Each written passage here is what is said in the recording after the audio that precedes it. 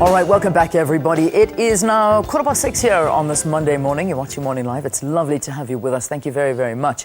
All right, let's start off our business news bulletin this morning with having a look at what's happening in terms of the Black Business Council. Now, during his State of the Nation address to the National House of Traditional Leaders in Parliament last week, we had President Jacob Zuma reiterating a call for the creation of 100 black industrialists. He made a similar call a few days before at the appointment of a new presidential broad-based Black Economic Empowerment Council.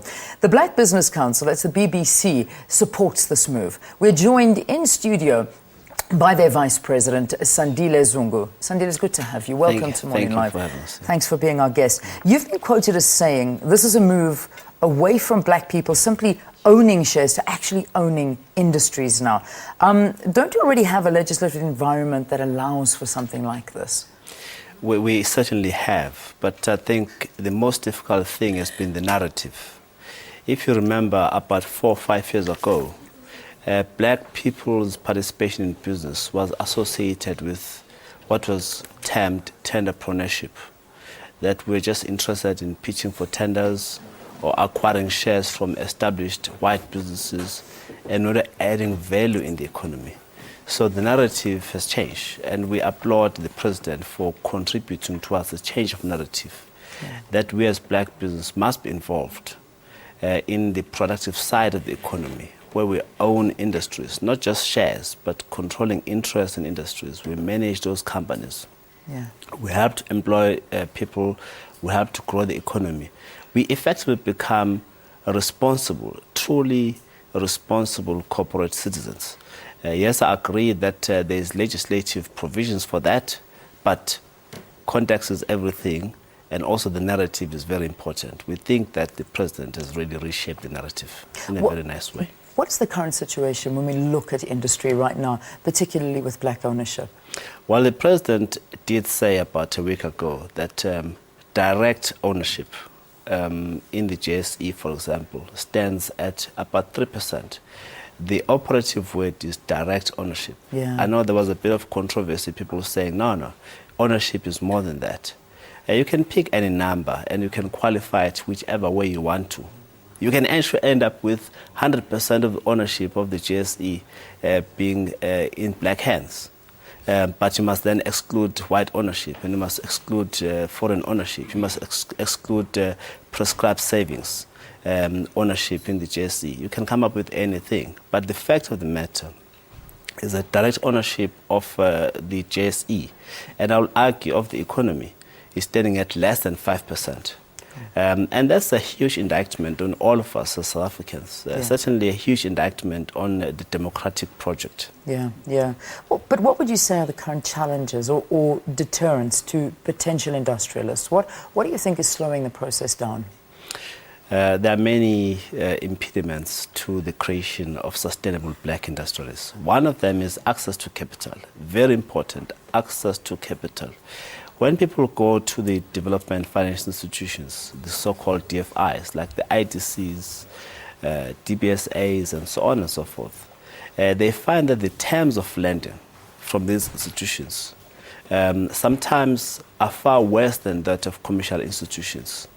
And who can you go to if you can't go to the institutions of state to access capital? Another thing is access to markets.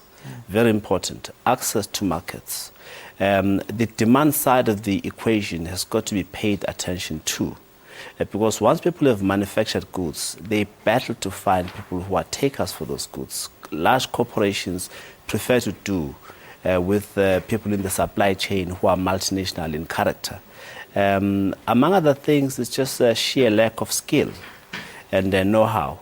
We're very pleased, of course, that the allocation to the Ministry for Small Business Development, on skills development, supply chain development is quite impressive because it's really focusing on those impediments. Yeah. The Black Business Council, is the membership up to the challenge? The membership is really up to the challenge. You remember that the Black Business Council's membership ranges from hawkers in the form of ACHIP, right up to impressive corporations, individual corporations like Africa Rainbow Minerals, Zico, Pamodzi, and so on and so forth. So it's quite a large span of membership to people who are really budding entrepreneurs who don't belong to these large corporations but who want to have a membership of the Black Business Council because they believe will represent their interests and articulate their aspirations very well. Yeah, like you say, I mean, you look at the BBC, they've got such you've got a massive membership crossing all industries. But what industry do you believe is that one that can be taken advantage of right now? That these black industrialists can walk in and say, right, guys, this is the industry that we can come in and we can really make a mark. And this is where we can come in and take ownership. Now, the truth of the matter is that no industry is not up for taking. But we have to align our interests with that of the state. The state has been very clear that we need to recreate the industrial capacity of this country. And therefore, black people have got to be involved in manufacturing.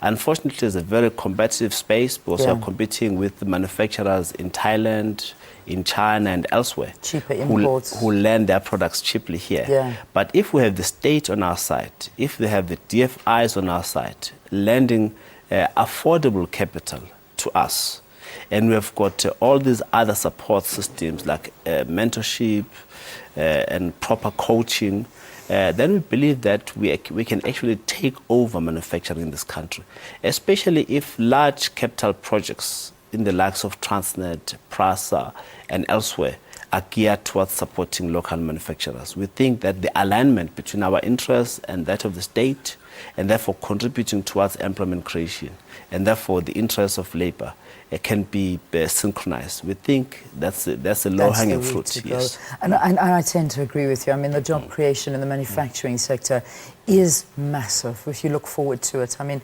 opening factories, skilling people, and creating products in this country, that's the answer in a way. But like you say, it needs to be funded. This needs to work with government. Absolutely. When you talk about employment creation, we are very clear that now, going to queue for a social grant, yes, it deals with issues of poverty. Yes, it's an important intervention, but where is the pride? Not a long-term solution. Every person, woman and man, wants to go and earn a living for his or her children. Indeed. And it's going to be a focus of the Black Business Council towards employment creation. Yeah. Just finally, as we wrap this up, Sandile, I feel like what we're doing is we're almost talking in a bit of a dream, and that we're talking about, you know, this can happen, and, you know, if we just do this. When can we see it actually happening and becoming a reality?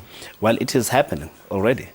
There is a big indaba later in the month, which is really focused on black industrialist creation. It's led by the Deputy Minister in Trade and Industry, because we need to create these 100 black industrialists, support them fully, and ensure that they become living examples, and the momentum will be created.